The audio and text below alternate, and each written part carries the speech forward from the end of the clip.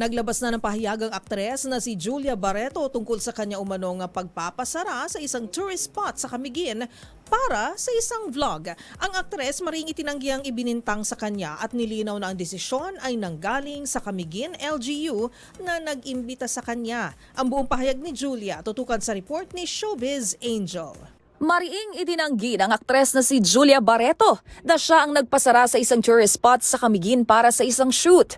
Sa isang pahayag na inilabas nito sa social media, idinitali ni Julia na inimbitahan siyang bumisita sa Camiguin noong March 1 to 3 bilang bahagi ng tourism project ng lokal na pamahalaan ng naturang lalawigan.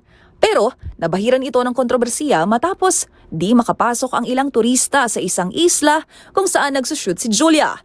Partikular na ang isang individual na nagngangalang Nika na tinawag pa raw siyang entitled at selfish sa pag-aakalang ang aktres ang mismong nagpasara nito. Paglilinaw naman ni Julia, hindi siya involved pagdating sa desisyong may kinalaman sa pagpapasara ng naturang lugar. Ang Camiguin LGU anya ang nag-asikaso ng mga bagay na ito. Pahayag pa ng aktres, bagamat hindi niya ugaling pumatol sa anyay baseless accusation ay hindi niya itotolerate ang pagkakalat ng misinformation na posibleng makasira sa kanyang karakter, trabaho o ng sinimulang Juju on the Go online travel series na may layon anyang ibida ang iba't ibang destinasyon at magbigay suporta sa mga komunidad. Nagbabala naman si Julia na idadaan sa legal na hakbang ang naturang issue kabilang na ang isang manipulated TikTok video na may fake audio. Una rito, naglabas na rin ang pahayag ang Camiguin Tourism Office at nilinaw na hindi para sa isang personal vacation ang pagpunta roon ni Julia, kundi bilang bahagi ng isang tourism collaboration.